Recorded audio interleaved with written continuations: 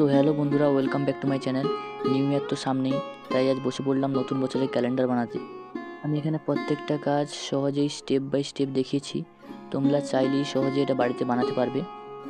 আমি যে কার্ডবোর্ডটা এখানে ব্যবহার করেছি সেটা আমার বাড়িতে পড়ে থাকা পুরোনো দিনের একটা স্পাইরাল বাইন্ডিংয়ের কার্ডবোর্ড। তোমরা চাইলে নতুন কার্ডবোর্ড ব্যবহার করতে পারো, কোনো প্রবলেম হবে না এখানে।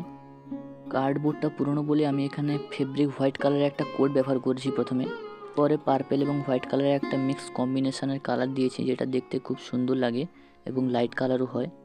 এই কালারটা তোমরা ডিরেক্ট কার্ডবোর্ডের উপর অ্যাপ্লাই করতে পারো, কিন্তু চেষ্টা করবে প্রত্যেকটা কালার দেওয়ার আগে ওই জিনিসটার উপর হোয়াইট কালারটা অ্যাপ্লাই করা, কারণ হোয়াইট কোটের উপর কালারটা করলে কালারটা ফোটে ভালো এবং দেখতেও ভালো লাগে। তোমরা হয়তো ভাবছো সবই ঠিক আছে, কিন্তু রাউন্ডটা এইভাবে কাটলো কেন? আসলে এইভাবে রাউন্ড কাটার মানে হলো আমার কাছে একটা পুরনো ঘড়ি আছে, এই ঘড়িটাকে এখানে অ্যাটাচ করব, তাতে ক্যালেন্ডারটাকে দেখতে আরও সুন্দর লাগবে। দেখো, তোমরা হয়তো লক্ষ্য করেছো এই কালারটা মিক্সিংয়ের সময় আমি স্পঞ্জ দিয়ে মিক্সিং করেছি, কারণ স্পঞ্জ দিয়ে মিক্স করলে কালারটার টেক্সচার খুব সুন্দর আসে। দেখো, এই ভিডিওর শর্টস আমি আগেই চ্যানেলে আপলোড দিয়েছি। তবে কিনা নতুন বছরে নিজের হাতে বানানো ক্যালেন্ডার, তাই সবারই ভালো লাগে বানাতে। এই জন্য এই টিউটোরিয়াল ভিডিওটা নিয়ে এসেছি তোমাদের কাছে, যাতে তোমরাও সহজে দেখে এইভাবে ক্যালেন্ডার বানাতে পারো। দেখো, আমি এখানে ক্যালেন্ডারের প্রত্যেকটা মাসের জন্য আলাদা আলাদা পেজ বানাবো এবং প্রত্যেকটা পেজের মাথায় এইভাবে সার্জিক্যাল ব্লেড দিয়ে ছোট ছোট ছিদ্র করব, যাতে সহজে স্পাইরাল বাইন্ডিংয়ের স্প্রিনে এগুলোকে অ্যাটাচ করতে পারি। দেখো, আমি যেখানে হেডলাইনগুলো টানছি, এই হেডলাইনে প্রত্যেকটা ইংরেজি মাসের নাম আমি এখানে লিখব, যাতে ক্যালেন্ডারটাকে দেখতে খুবই সুন্দর লাগে। এবং হেডিংয়ের জন্য আমি এখানে যে স্কেচ পেনগুলো ব্যবহার করেছি, এগুলো হলো ডমসের ব্রুশ পেন।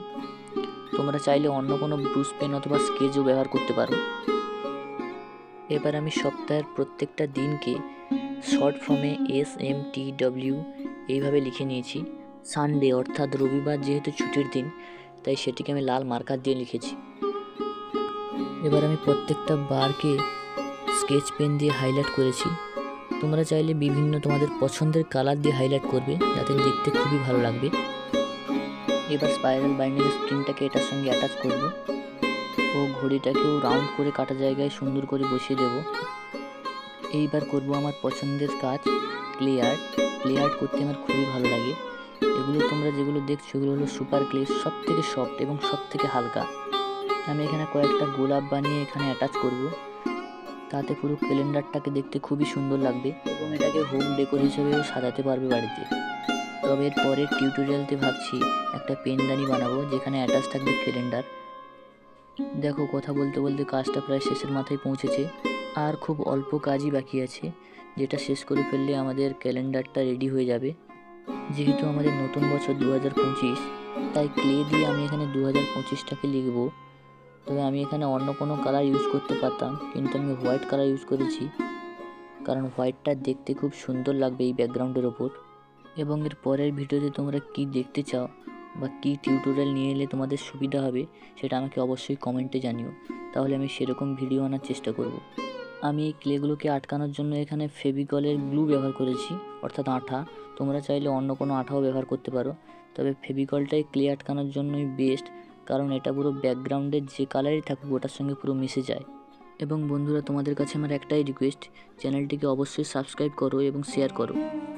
সো আমাদের 2025-এর ক্যালেন্ডারটা একদম রেডি হয়ে গেছে।